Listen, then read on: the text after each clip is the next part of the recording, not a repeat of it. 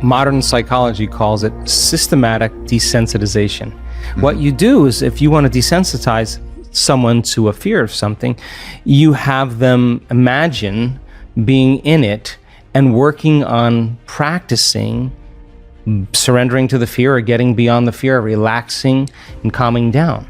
And so you're breaking, it's called inhibition.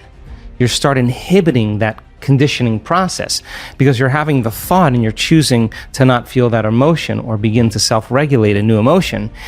And the research shows that if you do that properly, there are afferent fibers from the heart that go right to the amygdala, straight to the amygdala. And what it does is it shuts the lights out for fear. It lowers the volume for pain and suffering, and it cools off the circuits for that kind of tenacity and aggression. And what happens is you get this resetting of a baseline. And so now the person is more safe, that they're not anticipating the next threat, the next danger. They're not looking around the corner for the predator. Their body's not in that vigilance. Their body's more in the present moment. And so you begin to desensitize yourself when you confront the fear, or you confront the possible scenario, and you begin to choose a different emotion, or you break from that emotion. And because people do they do the opposite really well. They think about the worst thing that's going to happen to them in their lives, and then they say, no, it could even get worse. And they begin to emotionally feel the fear before it happens.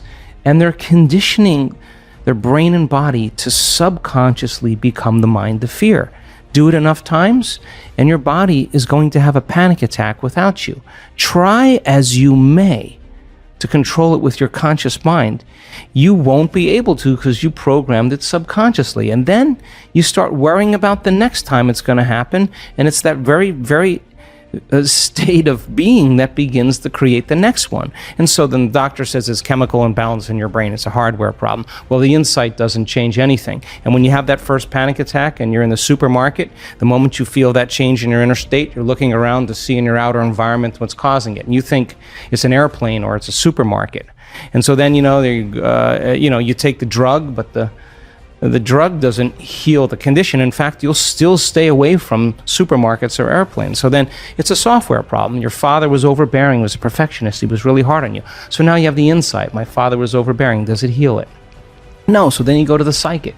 The psychic says that you were burned at the stake in the 1500s. You were a charismatic Christian in the south of France. Oh, yeah, now you start reaffirming it. Yeah, this is why I am this way. Or Mercury's in retrograde. Really? 93 million miles away, some planet is controlling who that's what's reason for my fear. People will come up with all kinds of reasons, but sooner or later, you're going to have to confront yourself. We have hundreds and hundreds and hundreds of brain scans of people who have had anxiety and that just don't have it anymore. These are professionals. These are dentists, engineers. These are nurses, people that really were struggling a great deal with it. You cannot be anxious if you're in the present moment, and it's just a skill. So I think that we can use it in a positive way. Yeah. Or what am I going to do if I feel that? I mean, we have activities in every one of our week-long events where we know that people can do brain and heart coherence. We got the scans to prove it, and then we say, okay. Now that we know that you can do it, let's go 38 floors up on the hotel and let's rappel off the side of the hotel. And this is not about an adrenal rush.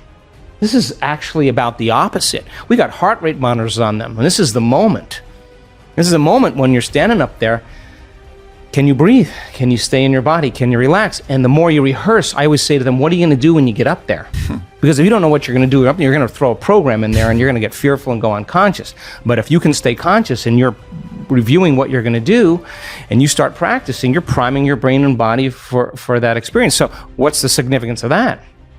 Overcome that in brain and heart coherence, you'll walk into your life and you'll use the same thing in the same circumstances when you're faced with fear in your life. And you won't be gripped by it. And if you just went off 38 floors in heart and brain coherence and you mastered it, you probably will look at the problems in your life as so much less intimidating than what you just did. And people leave their fears. So we want to put them in situations that would normally evoke a strong emotion or a program. and say, yeah, that's natural, that's normal, but what would supernatural do? So let's practice that. And so we have a challenge activity. That's where I just came from. And again, putting people in those situations where they don't think they can go any further, and then they go further. And that's what we want them to do, because going further means they're going against thousands of years of programming, thousands of years of fear and conditioning. And when it happens, they're liberating energy. And that's available energy for them to heal with. That's available energy for them to create a new life with. 70% of the time, people live in survival, live in stress. And that invisible field of electromagnetism that's surrounding the body, that resource of energy, is going to be squandered into chemistry. Every time you react, the field around your body shrinks a little bit more, and you become more matter, less energy, more particle, less wave. And then the hormones of stress cause you to narrow your focus on the cause. So when you narrow your focus on the cause, you're focusing on the particle in quantum physics, matter, and your senses are so conditioned into focusing on matter that you're beginning to experience separation. So the more I live by the hormones of stress, the more I have separation. There's separation between me and you, and my senses are fooling me into it. But the unified field says there is no separation.